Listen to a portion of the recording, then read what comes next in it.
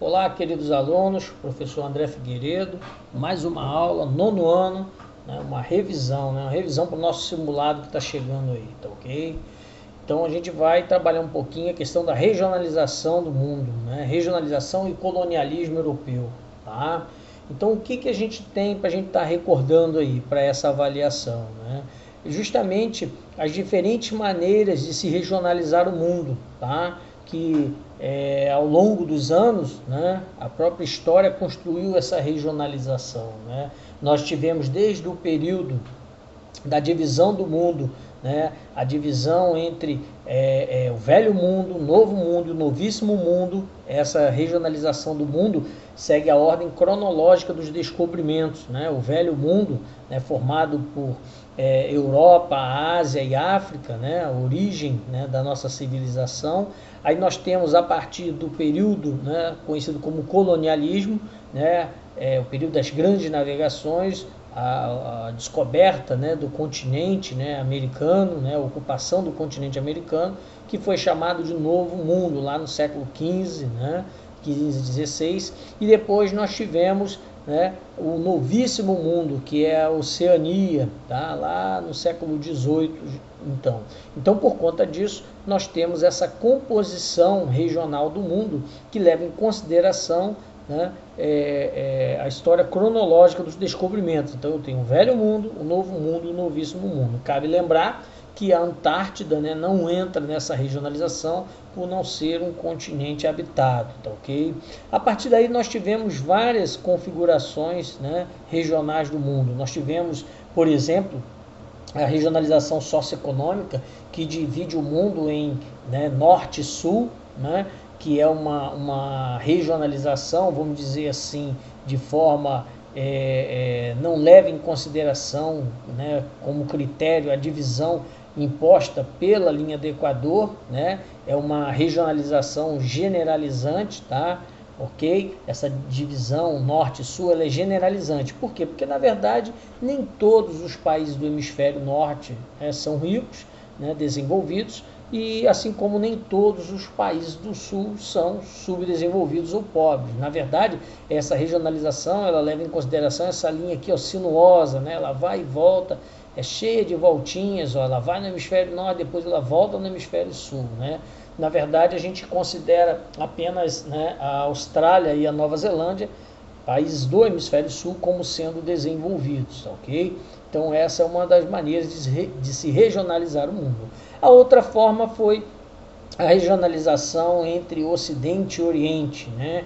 A regionalização imposta pela bipolarização do mundo, né? O período da Guerra Fria, que necessariamente essa regionalização também entre Ocidente e Oriente, embora ela esteja representada aqui a partir do meridiano de Greenwich, né, é uma regionalização geográfica, mas quando a gente fala lá da Guerra Fria, a gente sabe que essa regionalização também ela é generalizante. Por quê? Porque ela não obedeceu necessariamente a essa linha aqui, né?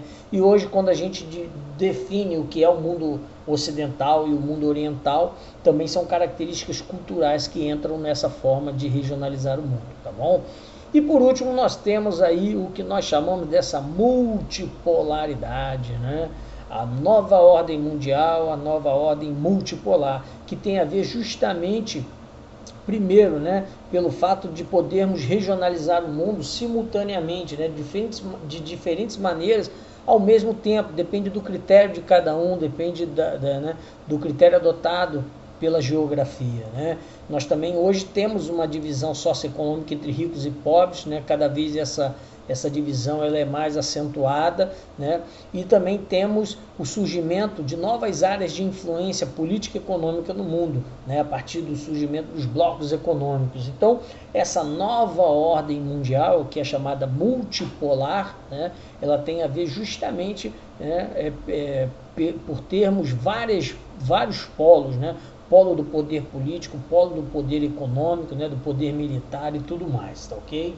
Então, dentro dessa construção, dessa regionalização, né, do colonialismo europeu, nós temos aqui, né, dois momentos na história, né? A geografia, ela, sempre que possível, ela recorre à história, né? Nós temos aí o colonialismo europeu e o neocolonialismo, né? O colonialismo lá no século XV, né, o período dos descobrimentos, a era dos descobrimentos, e o neocolonialismo, né, lá na segunda metade do século XIX, 1850, né, associado aí ao período da segunda revolução industrial e tudo mais. Então eu tenho aqui um quadro, né, com a determinação do que representou em vários aspectos, né, o colonialismo e o neocolonialismo. Então, principal área de atuação, né, a principal área de atuação aí, ó, de dominação, a área principal de dominação, o colonialismo ele se deu na América, né, o neocolonialismo se deu na África, Ásia e Oceania, né.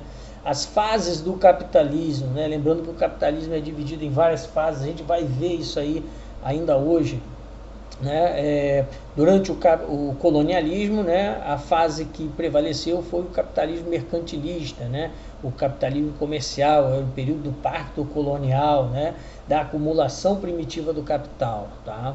E durante o neocolonialismo foi o capitalismo financeiro e monopolista, né, é o capitalismo industrial, é o período da revolução industrial, da segunda revolução industrial, tá, ok? Patrocinadores, né? Quem patrocinou o colonialismo, né? A burguesia comercial, né? E os estados metropolitanos europeus. Então foi a burguesia, né? Lembrando que ascendeu como classe, né, econômica durante o surgimento do capitalismo, né? Fim do feudalismo, tá? E os estados, né? Os estados europeus também foram os grandes patrocinadores, tá? E o colonialismo, os grandes patrocinadores foram a burguesia financeira e industrial, né, que na verdade já era uma classe industrial, né, e os estados da Europa, né, América do Norte e Ásia, essencialmente ligados à Revolução Industrial, né, o período quando a gente estuda o neocolonialismo na África e na Ásia, a gente vê a formação de colônias, né, europeias na África e na Ásia, tá, ok? Objetivos econômicos, tá? Durante o colonialismo, está lá, ó, garantia de mercado consumidor para a produção econômica europeia, né? Garantia de mercado consumidor, o pacto colonial, né? Garantia de exploração de produtos coloniais como artigos tropicais e metais preciosos. Enquanto lá no neocolonialismo, né, os objetivos eram outros, ó, né? Reserva de mercado para a produção industrial, garantia de fornecimento de matérias-primas como carvão, ferro, petróleo, né, e metais não ferrosos, controle dos mercados externos para investimentos de capitais excedentes, né? Então o objetivo aqui era justamente abastecer, né, a Europa, principalmente de fontes de energia, mercado consumidor, porque a Europa vivia o segundo auge da Revolução Industrial, tá? Justificativa ideológica, né, durante o colonialismo, a expansão da fé cristã, né, e o neocolonialismo, né, missão civilizadora de espalhar o progresso técnico-científico no mundo, né?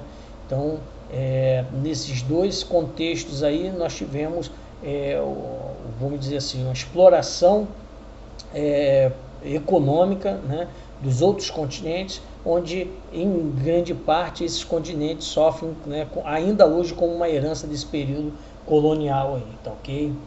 Aqui eu tenho as etapas da evolução capitalista, né, que começa justamente com o fim do feudalismo, né, o regime feudal ele tem fim no século XIV, XV, né, então no século XV para a passagem do século XV, XVI, na verdade, né, surge o capitalismo, né, o capitalismo ele surge justamente nesse contexto, né, do fim do feudalismo, a ascensão da burguesia, e aí nós começamos o capitalismo, né, as três fases do capitalismo: capitalismo comercial, industrial, capitalismo financeiro, e aí a gente trata até a globalização, né, já nos anos 80, nos anos 90.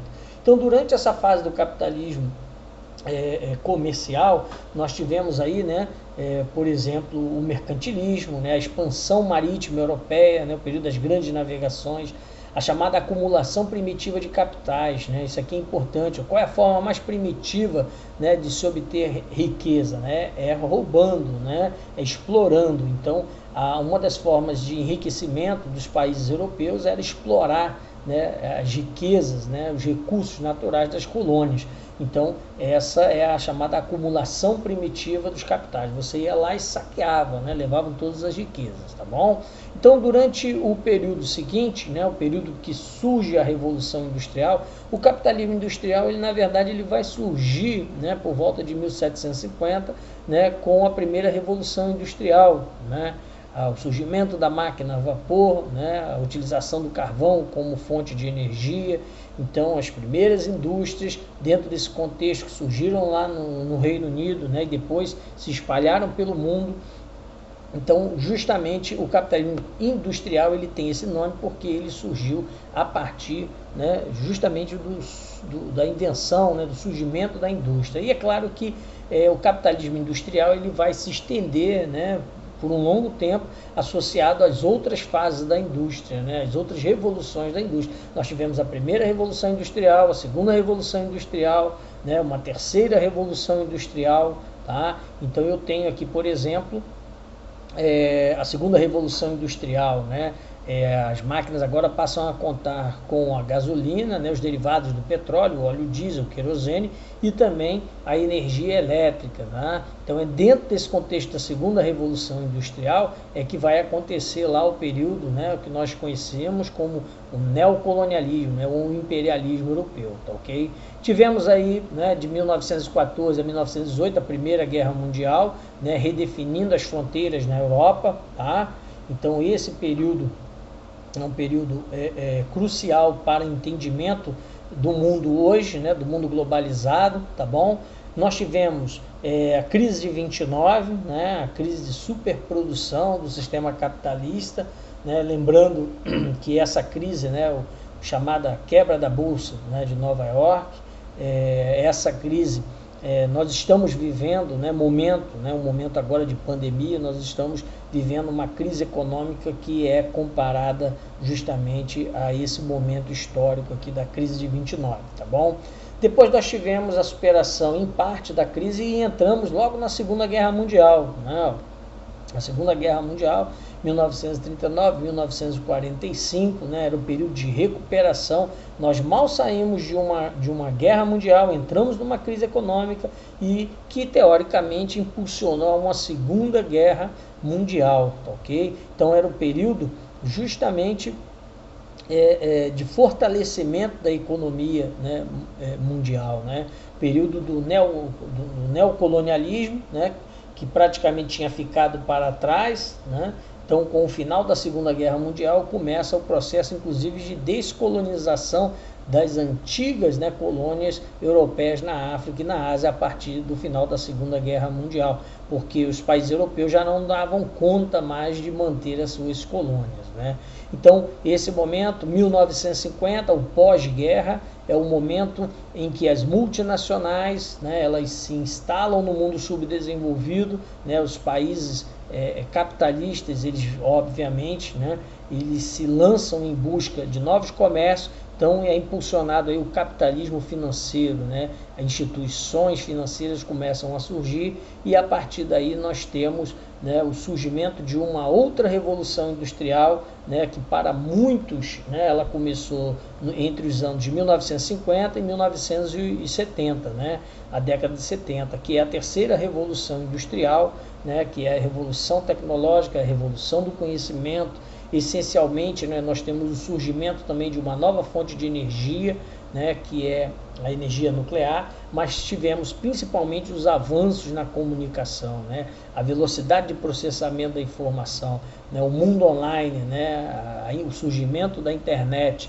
Então, dentro desse contexto, nós passamos a viver o que nós chamamos de globalização. E é claro que no campo, né, econômico nós tivemos aí várias correntes, né, econômicas, né, que vão desde o liberalismo econômico, né, até o keynesianismo, né, imposto aí a partir da crise de 29, né, com a intervenção do Estado na economia, o welfare state, o estado de bem-estar social, né, e depois nós tivemos o neoliberalismo durante já a década de 80 e 90, que foi o abandono do keynesianismo, né, o Estado ele perde né, essa capacidade de intervir na economia, né, e a economia volta, neoliberalismo, é um novo liberalismo, é a volta do liberalismo econômico, né? O controle passa a estar na mão dos grandes empresários, tá bom? E o que é interessante, né, para a gente hoje, que em meio a essa situação que a gente experimenta, né, da pandemia, hoje inclusive se discute uma volta do keynesianismo, né? Porque o Estado hoje, após essa crise, nesse processo de recuperação, pós-pandemia, né, que a gente já espera, o Estado ele vai ter um papel fundamental, tá? Então é uma coisa que nós vamos reviver esse keynesianismo aqui. Na verdade, nós já estamos revivendo, né? Se a gente analisar e considerar que muitos estados estão voltando a intervir, né? Principalmente pelo grande número de desempregados que voltou a crescer, né? No mundo subdesenvolvido já existia, mas no mundo desenvolvido voltou a crescer nesse momento, tá? Nos últimos anos aí, tá legal? E é claro que nesse mundo, né, pós-Guerra Fria, né, nós tivemos aí o período da Guerra Fria, né, de 1945 a 1991, né, a oposição do mundo entre o capitalismo e o socialismo. Olha o Muro de Berlim aí, né? Dentro desse contexto de divisão do mundo, né, é claro que as fronteiras, né, a uma regionalização do mundo, ela vai se definindo também, né? Por quê? Porque, a princípio, durante o período da Guerra Fria, muitos conflitos, muitos confrontos ficaram, né, vamos dizer assim, submersos, né, subjugados a um conflito maior. Então, quando acaba a Guerra Fria, em 1991, explode um movimento de independência, de separatismo, né? Então, a gente tem, por exemplo, aqui o caso da Iugoslávia, né, em 1990, 91, que na verdade deu origem a vários países, né? A Iugoslávia, que era um país controlado pelo regime socialista, e a partir de 1991 explode, né, o movimento de separatismo dentro da Iugoslávia, né, com o surgimento de vários países, né? Nós já tratamos sobre isso é uma revisão, né? E aqui eu tenho um mapa muito interessante que retrata justamente, olha só, os movimentos separatistas dentro da Europa ao longo de todos os anos, tá? Ao longo de todos os anos aí nós tivemos aí, vários movimentos separatistas que vão desde lá da Catalunha, né, o País Basco, a questão irlandesa, né? Nós tivemos aí vários momentos justamente em se tratando do separatismo dentro do continente europeu, né? Então, mais recentemente, a gente tem aí o Brexit, né? A gente voltando aqui ao assunto do Brexit, né? Que foi a saída do Reino Unido, né, da União Europeia, que foi proposto já há bastante tempo, tá? E praticamente no final do ano que eles conseguiram, né? Então, essa saída do Reino Unido, ela pode desencadear a saída de outros países também do Reino Unido, né? Da União Europeia, em função justamente de se discutir, inclusive, né, a dissolução do bloco, tá? Temos aqui também, né, uma questão, né, a partir de charges, né, nós temos aqui 3 charges, né, nesse slide, né, que fala dos PIGs, né, é uma associação aí que foi feita na Europa, né, de modo até pejorativo, né, representando um grupo de países que eram considerados países mais fracos, né, economicamente dentro da União Europeia, né, que é Portugal, Irlanda, Itália, Grécia e Espanha, né? Daí surgiu o termo PIGs, né? Aqui, né? Representando aqui um acrônico aqui das iniciais de cada país, né? Em inglês, PIGs, né? Porco, né? Então os porquinhos aqui, né? Cada um representando um país, mamando na teta aqui da União Europeia, né? A Europa em cima representando aqui o euro, tá ok? Então essa é uma questão também a se discutir por conta da crise, né, e futura discussão sobre a dissolução do bloco, tá? Necessariamente a Europa ela precisa redefinir, né, muitas questões, principalmente em relação às fronteiras, né, com a saída do Reino Unido, principalmente, tá, por conta justamente da imigração, né? o ressurgimento de movimentos nacionalistas dentro da Europa, né, a xenofobia crescendo de novo dentro da Europa. Então o imigrante ele já não é visto mais com bons olhos, né, em meio à crise que se estabeleceu, né, dentro da União Europeia. O imigrante ele praticamente ele é o culpado, né, por altos níveis de desemprego dentro do bloco europeu. Então o movimento, né, imigratório ele é visto agora com maus olhos, e principalmente há uma tendência, né, do movimento nacionalista para aumentar cada vez mais, né, a xenofobia dentro da Europa, tá bom? E aqui nesse mapa eu tenho as principais rotas de travessia pelo Mediterrâneo, ó, os caminhos usados por imigrantes que tentam chegar à União Europeia, tá? Então observem que aqui há uma dinâmica, né, a partir de um sistema de direcionamento, né, a Europa Ocidental, a Europa Central e a Europa Oriental, né, a origem vem do norte da África, né, e vem do Oriente Médio, obviamente em função da crise que se estabeleceu em vários países no Oriente Médio e a pobreza no norte da África. Então por conta disso, né, a Europa hoje ela precisa se reinventar, principalmente em função desses fluxos migratórios aí, tá ok? Obrigado e até a próxima aula. Valeu!